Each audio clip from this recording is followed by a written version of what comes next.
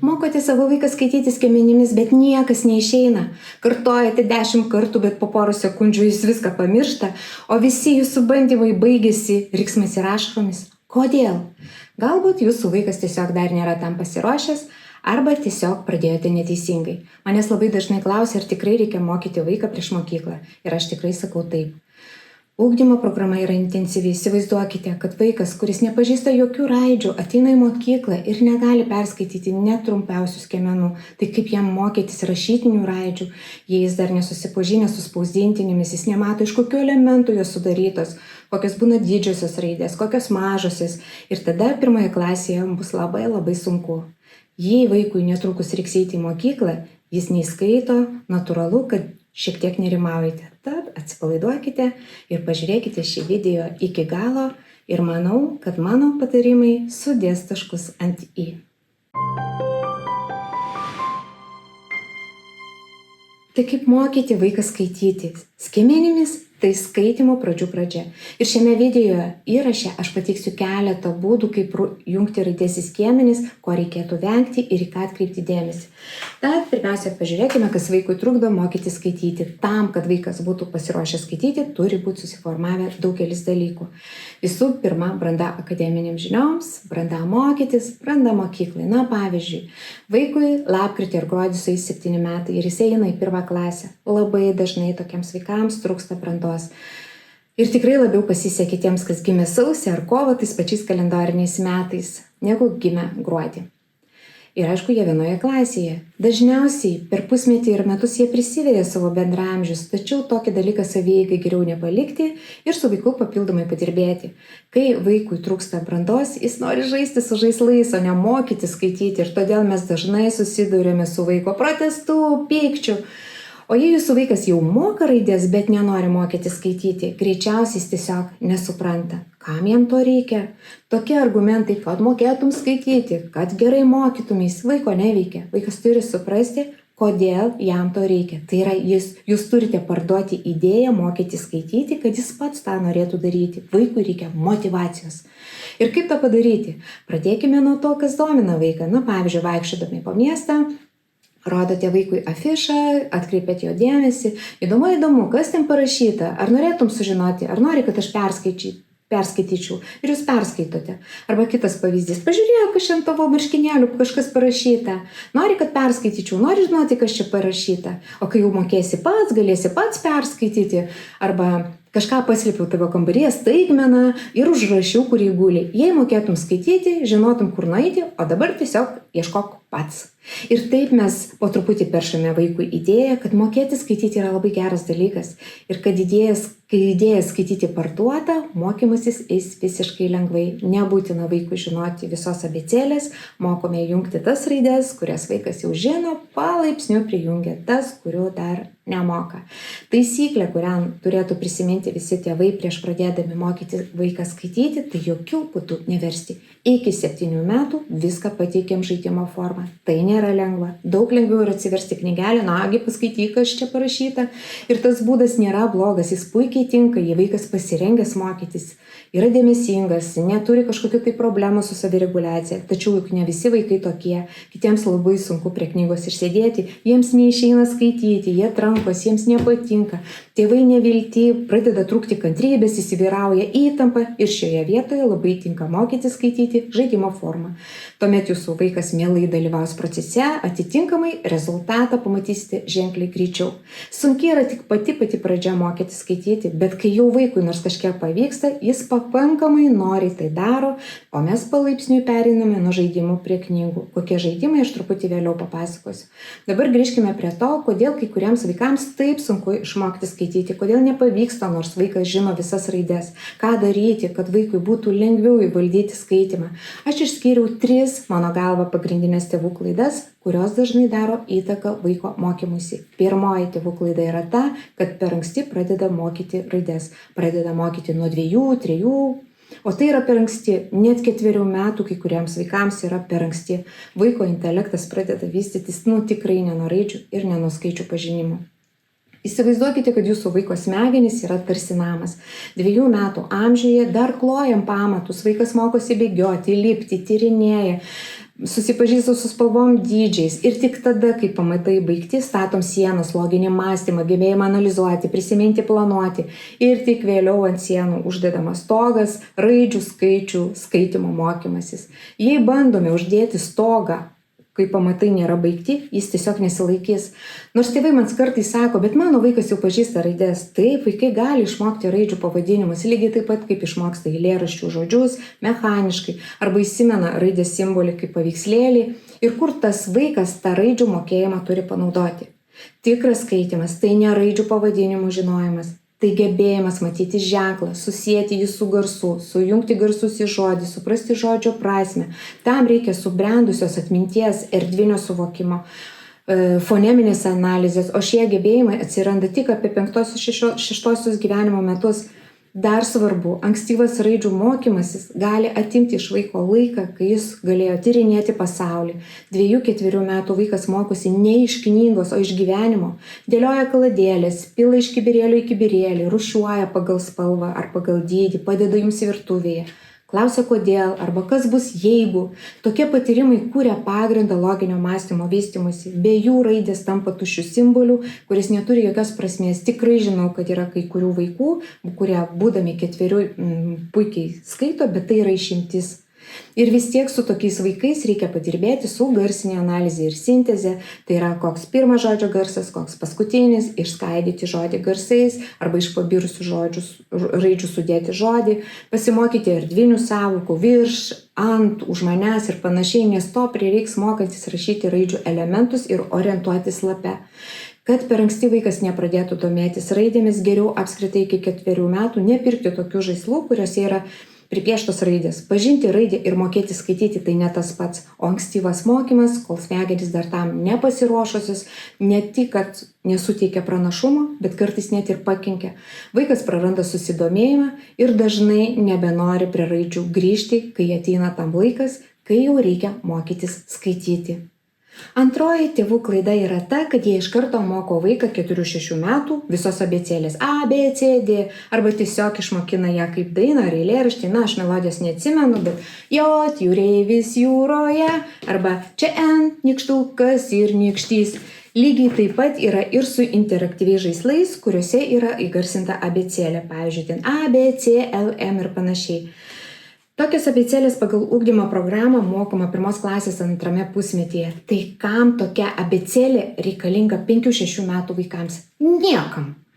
O mokyti skaityti trukdo. Vaikas sudėjęs 2 raidės M ir A skaito EMA arba B ir E, BO. Ir jis taip išmoko raidės ir patikėkite, permokinti vaiką labai sunku. Raidės reikia mokyti ne kaip raidės, o kaip garsus, kad vaikui būtų lengviau juos sujungti į skiemenį.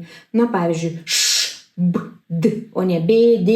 Juk mūsų tikslas ne tik išmokyti vaiką visas raidės, bet ir išmokyti jas sujungti, kad galėtų skaityti. Tik vėliau vaikui pasakysime, kaip tos raidės vadinasi, kad čia L, o čia J.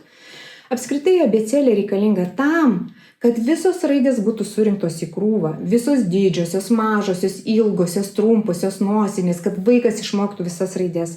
Kadangi jos yra surikiuotos tam tikrą tvarką, abėcėlės mokėjimas mums leidžia, pavyzdžiui, surasti pavardę ilgame sąraše. Mano pavardė yra Švederauskienė ir aš suprantu, kad ji nebus parašyta abėcėlės viršuje, o bus kažkur arčiau pabaigos. Taigi, antra taisyklė – vaiko nemokome abėcėlės, o mokome po 1 ar kelias raidės ir jas iš karto jungiame į skiemenį. Trečioji klaida. Negalime vardinti raidės ir tik paskui pasakyti skiemenį. Pavyzdžiui, M, A. Kodėl negalima taip daryti? Vaikas žiūri raidės, iš pradžių pasakom M, A, paskui mintyse vidinėje kalboje prakalba tos garsus, paskui mintyse sujungia ir tada pasako skiemenį MA. Taip jungdamas vaikas padaro daug nereikalingų žingsnių, kurie gerokai sulėtina skaitimo tempą, o tai gali apsunkinti sklandų skaitimą ir tekstų suvokimą. Bet yra puikių būdų, kurie padeda iš karto mokyti skaityti skiemenis vientisai ir netrukus mes prie to prieisime. Bet dar prieš tai noriu pasakyti, kad ne tik vaikai, bet ir suaugę dažnai nesupranta, kuo skiriasi garsas nuo raidės. Garsą mes tariame ir girdime, o raidės skaitome ir rašome. Raidė tai garso žymėjimas, simbolis ir mes tos simbolius jungiame, kad perskaitytume žodį. Tai kaip mokyti vaikus sujungti 2 raidės, tai yra perskaityti skiemenis. Šis etapas vyksta ne po raidžių išmokimo, o lygiai grečiai su juo, kai išmoko kelias balses, pasiemam vieną priebalsį ir jau galime jas jungti į skiemenis. Ir siūlau tokią seką.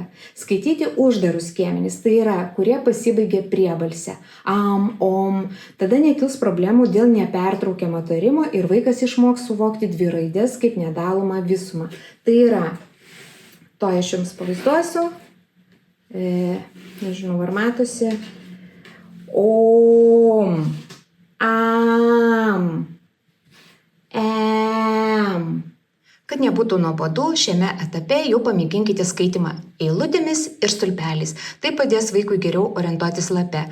Ir užduotis galėtų būti tokios. Perskaityk tik tuos skiemenis, kurie parašyti pirmoje eilutėje. Ir vaikas skaito am, om, um. Perskaityk antrą stulpelį ir vaikas skaito. Perskaityk paskutinį skiemenį antroje eilutėje ir nuvalyk. Vaikas jos perskaito ir nuvalo. Čia pas manęs yra magnetinė lenta, jeigu jūs turite ant popieriaus, tai tiesiog galite pasakyti, kad perbrauk, iškirpk, uždenk ir panašiai. Perskaityk pirmą stulpelį iš apačios į viršų. Na, šis įgūdis iš tikrųjų neturi jokios praktinės paskirties, nes mes visada skaitome iš viršaus į apačią, bet jis padeda sutelkti dėmesį ir lavinti orientaciją. Ir vaikas perskaito ak, aš, am. Patarimas. Nuo pat pradžių mokykite vaiką sekti pirštu. Jis turėtų judėti po tekstu, o ne ant jo. Ir griežtai iš kairės į dešinę. Toliau mokome skaityti atvirus skiemenis, tai yra tokius, kurie baigėsi balse na, no, nu ir panašiai. Ir būtent čia vaikai susiduria su pirmaisiais sunkumais, o tėvų nežinojimas apie teisingą skaitimo techniką, kurią aš minėjau kaip trečią klaidą, gali dar labiau pabloginti situaciją. Jei vaikas buvo mokinamas sujung V, U ir kas gavosi, jis gali pasakyti teisingai, nes greičiausiai sujungia raidės, ne raidės, o garsus mintise. O kai vaikas manipuliuoja raidėmis, jis daro taip. L, O, L, E. Tai yra prieš sujungdamas, jas atskiria maža pauzelė. Jei tarp garsų yra pauzė, būtina suprasti priežastis. Ar vaikas nepakankamai dar gerai žino raides ir jam reikia pauzės, kad prisimintų, ar vaikas vis dėlto nesuprato jungimo principo. Parodom dar kartą, žiūrėk, lo, le. Arba galima patį jungimo principą parodyti be raidžių. Pagauname garsą V, pagauname E ir tie garsai susidraugauja. Pavyzdžiui, V, V, O, V. Taip sujungti yra lengviau, nes nereikia galvoti apie raides, nereikia jų atpažinti. Ir kai vaikui pavyksta tokiu būdu sujungti, vėl grįžtame prie raidžių jungimo. Padaryk taip pat, kaip darėme su rankomis. Tai yra labai svarbu, nes kitų atveju vaikas taip ir skaitys. O. Taigi, pirmas žaidimas. Padedame raides, balses vienoje pusėje, pasidedam kažkokią tai priebalsę pasirinkti tokią, kurią galima tęsti, tai būtų U, V, Ž, Z. Galima kurti istorijas, galim vaikui pasakyti, kad ši raidė ieško draugės, bet turi išgirsti, kad ją atpažintų, todėl įvažiuoja prie kiekvienos ir padėkime jai ir rodome. O dabar tu. Parodom vaikui pavyzdį, vaikas analogiškai važiuoja prie kitų raidžių. Kitą dieną vaikui pasakojam, kad ši raidė yra gelbėtoja ir ji nusileis parašiutu. Gelbėti kitas raidės. Ma, mi. Dar kitą dieną pasakojam, kad raidės pabėgo iš knygos ir jas dabar reikia visas sugaudyti. Ir grąžinti atgal paėmėm pūkų surinktuvą, prikabinam kažkokią raidę ir gaudom. Žo, ži. Galima raidės vežti. Bet reikia pasirinkti mašiną, kuri nevažiuoja, nes kad nepabėgtų nuo skaitimo ir nepradėtų žaisti su mašinom. Tai čia vėl pasodinam kažkokią tai raidę, priebalsę ir važiuojam. Le, lo. Ir kai tik su raidė susitinka, jas sujungia. Galima ant pirštų surašyti raidės. Pavyzdžiui, ant kairės rankos surašom visas balses, ant dešinės rankos smėliaus kokią, priebalsę B. Ir čia jau garso nebetęsiam. Jau vaikas tą patį jungimo principą kaip ir suprato. Ir vaikui sakom, žiūrėk, čia yra visų vaikučių mama. Ji nori visus juos pabučiuoti. Ba, bo, bu, bi, bi, bo. Kai vaikas išmoko sujungti du garsus, galima pasiūlyti perskaityti parašytus skiemenis. Jie gali būti susukti į tuteles, ar ten susektos su sąvaržėliu, surištos su gumelė. Ir kuriam vėlgi kažkokią tai istoriją, kada atplaukė piratų laivas, paliko čia kažkokį kibirėlį. Pažiūrėkim, kol jie nemato, kas ten yra. Ir išvyniojam ir vaikas perskaito pa. Įdomu, ką piratai norėjo pasakyti, gal čia koks žodis užkoduotas, kaip tu manai, koks pa galvė, o gal pa lapinė, čia mes jau pajungiame foneminę analizę. Kai vaikas girdi žodžio pradžią ir iš atminties prideda trūkstamus garsus, tai ugdo gebėjimą išskaidyti žodį į dalis ir vėliau jas sulipinti. Tai esminis įgūdis būsimiems skaitymo ir rašymo gebėjimams. Be to, taip pat skatinamas žodžių paieškos greitis ir aktyvaus žodyno plėtimas. Galime skiemenimis prisekti ar su lipnia juosta prie drabužių, sakykime, ir vaikas nukabina, perskaito, jūs klausėt, atspėk, ką aš noriu valgyti, ledą, nukabino kitą, atspėk, ką aš noriu užsimauti, kojinę, užduodame įvairiausius klausimus, ką aš noriu nusipirkti, ką aš matau pro langą ir taip toliau. Kai vaikas puikiai perskaito skiemenis, jau tada pasiūlome vaikui perskaityti du skiemenis, juos sujungiant į žodį, tokius paprastus pelė, gėlė. Čia beje tinka mano autorinė priemonė Užveskim kalbą, kuri buvo kurta mažai kalbantiems vaikams arba nekalbantiems. Jis sudaryta iš lengvos skiemeninės struktūros žodžių, tad kas ją turite, puikiai galite panaudoti dviskiemenių žodžių skaitimui. Galima atsišviesti paveikslėlius, galima nukirpti žodį arba uždengtą parodyti, vaikas perskaito, jūs pasitikslinate, ar suprato žodį. Ta galima padaryti, užduodant vaikui klausimus. Ką reiškia šitas žodis? Padėk, nežiniukas atėjo ir jis visiškai nesupranta, ką tu čia perskaitai, kur tokį galim daiktą rasti, kam jis reikalingas. Pavyzdžiui, vaikas perskaitė katė ir aiškina, kad tai gyvūnas, kniaukia, mėgsta žuvį. Jūs parodote teisingai. Jei vaikas tokius dviskiemenius žodžius perskaito, tai dažniausiai perskaito jau ir 3 raidžių junginius skiemenis. Kol, šis, dėk, bet gali ilgam užstrigti su skiemenimis, kurie turi priebalsių junginius. Kla, dvi, smo. Todėl rekomenduoju prieš skaitant žodžius su tokiais priebalsių junginiais, kad nenumuštų motyvacijos, tokius žodžius kaip žmona, plikas, kol kas neskaitom, padirbėti su tokiais skiemenimis reikėtų atskirai, kad atsirastų įgūdis ir galėtų vaikas lengvai perskaityti. Vėlgi, pradedame priebalsių junginius mokytis nuo tokių, kur galima pirmą garsą tęsti. Žmo, šme ir tikrai tą nebūtina daryti prie stalo, galima stumdyti lapus su kojomis, vykdant instrukcijas, pavyzdžiui, perskaityk ir su dešinė koja pastumk į kairę pusę. Tuo pačiu mes įtvirtiname ir orientaciją erdvėje. Tai jei dirbsite su savo 6-mečiu vaiku kiekvieną dieną po 10-15 minučių, po poros savaičių pamatysite pirmosius rezultatus. Jūsų vaikas išmoks jungti raidės į skiemenis ir jau galės skaityti trumpus žodžius, o vėliau jau ir ilgus žodžius. Ir svarbiausia, kad jis tai darys su dideliu entuziazmu ir malonumu, nes visas mokymosi procesas buvo įdomus žaidimas. Tad, jei norite nepraleisti kitų mano įrašų, paspauskit prenumeruoti, o jūsų komentaras tai būtų pati geriausia padėka už mano šį nemokamą turinį.